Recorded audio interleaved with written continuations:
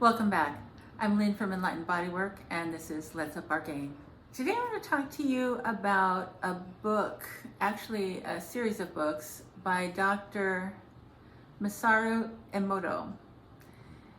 And it's all about how emotions affect water. And many of you may have already seen this. These books came out right around 2003, and he has done several since. And they talk about the emotional effects, or the effects of emotions on water. So maybe you've seen this, maybe you haven't. I highly recommend you check it out, because what he did in his study was that he took water in a vessel and he emoted different types of emotions into that vessel of water: anger, fear, happiness, joy, love, each one different vessels of water. He froze the water, and then he microscopically photographed the crystals, and you can see the shape that the water takes according to the emotion that's directed at the water. Why am I talking about this? Well, the emotional state of the people in our nation is very frantic, very outraged, very uncertain, very fearful. And our bodies are 60 to 70% water. And the emotional effect of our emotions on the water that our bodies are made of can cause adverse effects in our health. He shows different slides from different areas where water's collected, city water versus glacier water, or river water, a polluted river versus a pristine river. But the most important thing, I think, as far as we're concerned at this moment, is how we are treating the water in our own systems by not controlling our minds, which then will control our emotions.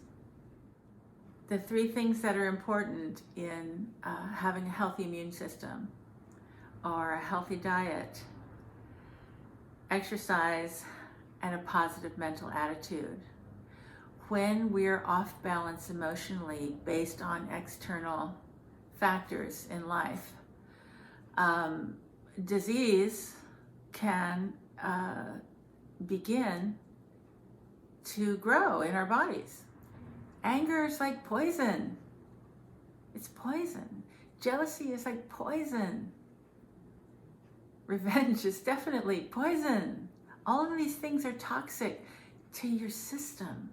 The water in your system reacts to the emotion that you produce for it.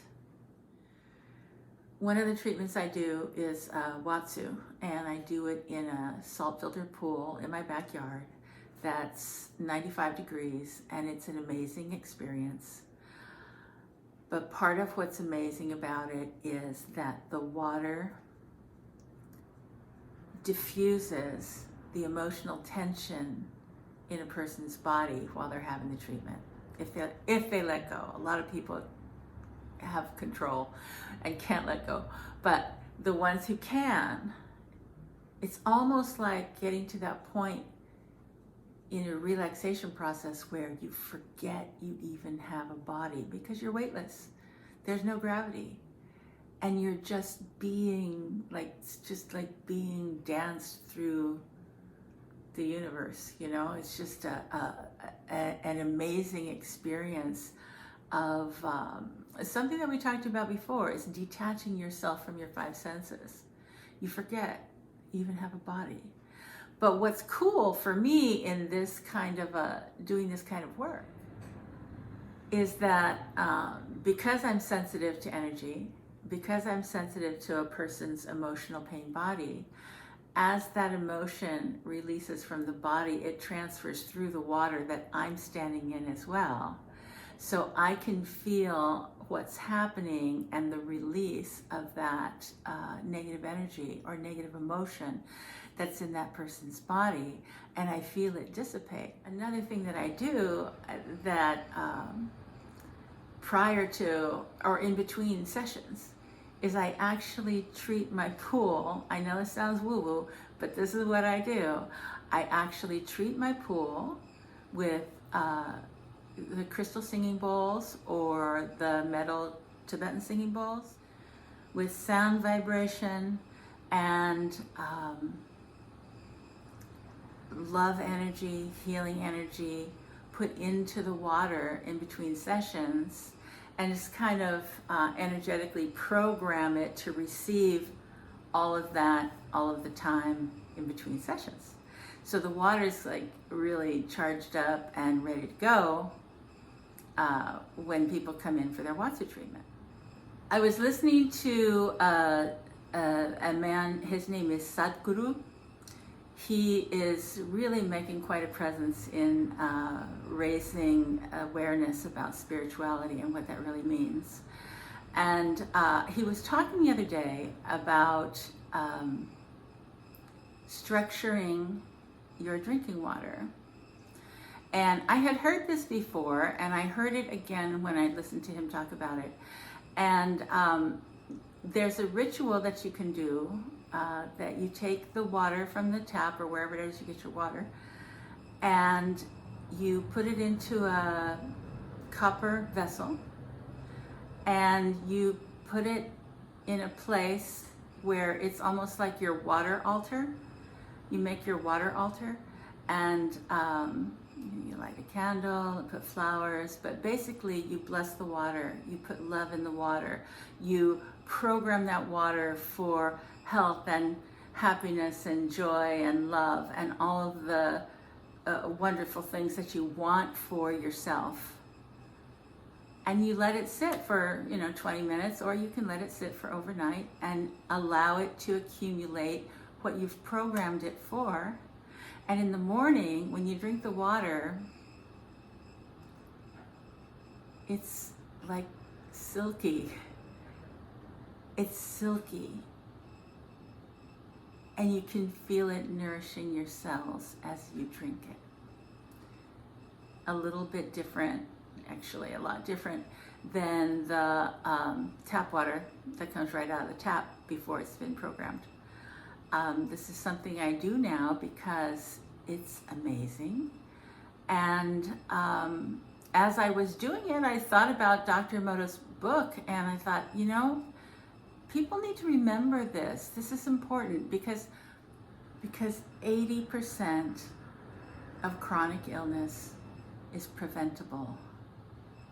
80% of chronic illness is preventable by changing your food, by upping your exercise, and by keeping a positive mental attitude, your emotions in check, learning to detach from what the chaos that's going on outside, and then cultivating a sense of joy inside your body.